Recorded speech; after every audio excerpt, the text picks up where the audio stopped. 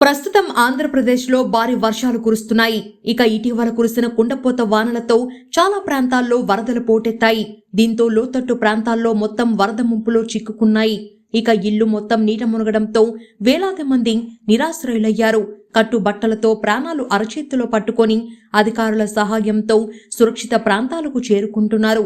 ఈ క్రమంలోనే తిండి, తాగునీరు, ఇతర అవసరాల కోసం ఎదురు చూస్తున్నారు. దీంతో చాలా మంది సెలబ్రిటీలు, రాజకీయ నాయకులు, ప్రముఖులు ముందుకు వచ్చి తమ వంతు ఆర్థిక సహాయం అందిస్తూ ఉన్నారు.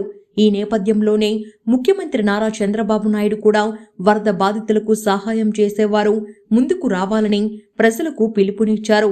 వరద బాధితులు భారీ స్థాయిలో ఉండడంతో దాతలు, స్వచ్ఛంద సంస్థలు ముందుకు రావాలని ముఖ్యమంత్రి నారా చంద్రబాబు నాయుడు ఇప్పటికే పిలుపునిచ్చారు.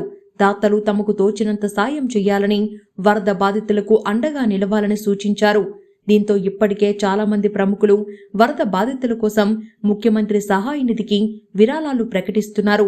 ఇక వరద బాధితులకు స్వచ్ఛందంగా ఆహారం ఇవ్వాలని నిర్ణయించుకున్న దాతల కోసం విజయవాడలోని ఇందిరాగాంధీ మున్సిపల్ స్టేడియంలో ఒక పాయింట్ను ఏర్పాటు చేశారు.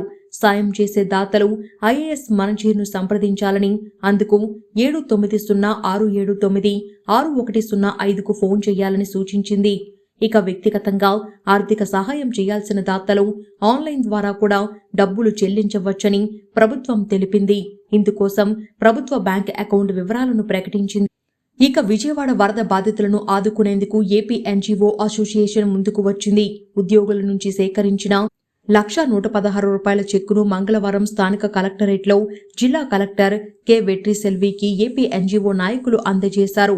ఈ సందర్భంగా మాట్లాడిన జిల్లా కలెక్టర్ కె వెట్రిసెల్వి విపత్కర పరిస్థితుల్లో బాధితులను ఆదుకోవడంలో ముందుకు వచ్చిన ఉద్యోగుల సహకారం అభినందనీయమని కొనియాడారు. ఓవైపు విధులు నిర్వర్తిస్తూనే మరోవైపు సహాయక చర్యల్లో పాలు పంచుకోవడం గొప్ప విషయమని చెప్పారు.